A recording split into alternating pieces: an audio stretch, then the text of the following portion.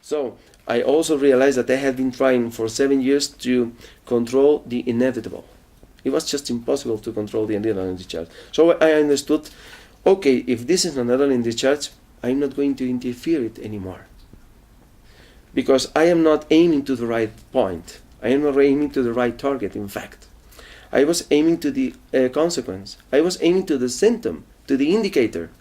But I was not aiming to the real cause of that adrenaline discharge that was showing in the form of tension.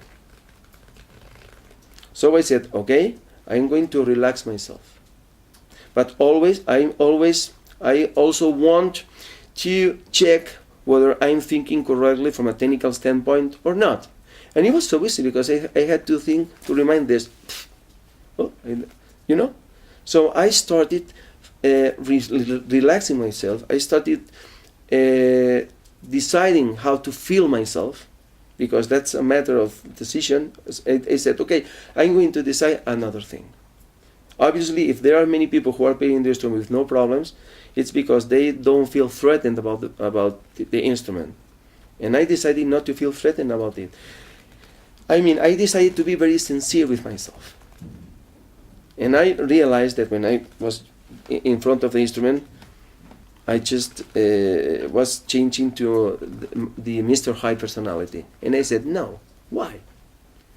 And I started questioning to Mr. Hyde. I started challenging Mr. Hyde. And I said, okay, from now on, I want to pay only attention to Joaquin A, not to Joaquin B. I'm going to pay attention to the person I used to be when I was enjoying playing the instrument. And the more I was doing this, the better I felt.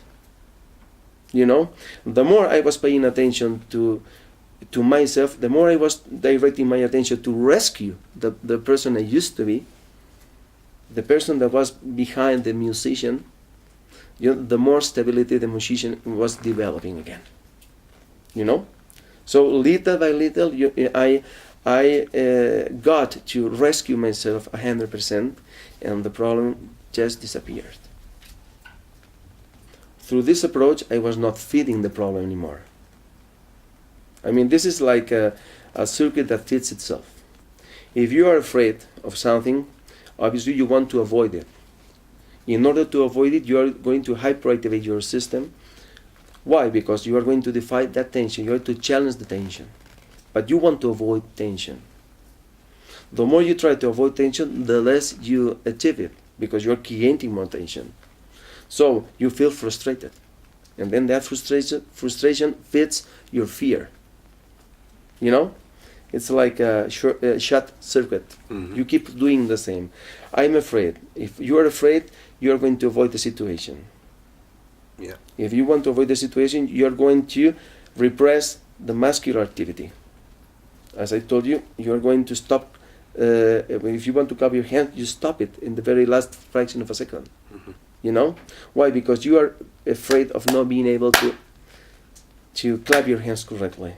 Mm. So in fact, you are more interested in what you want to avoid than in what you want to achieve. That's the problem. I see. So from you discovering what was going on, discovering that in thinking and feeling in a different way, you could start to improve. How long did it take before? It took about 5 months, just 5 months. Just 5 months, yes. I started feeling so well and said, oh, this is so easy again. Yes, but you know that I was very disciplined. Mm. I say to myself, Joaquin, be very careful, because there's still a strong inertia, and you will want to control tensions many times. And in fact, I found myself trying to control tension many times. It was obvious, but I understood that. It didn't make me feel badly, because I understood that I was under the influence of a very strong inertia yet. Mm. So, I didn't take it seriously. I said, oh, I understand it, and I know that it will take more time to consolidate. So I knew that things were going to happen in due time. I didn't want to rush events anymore. So I took the necessary time for it to stabilize.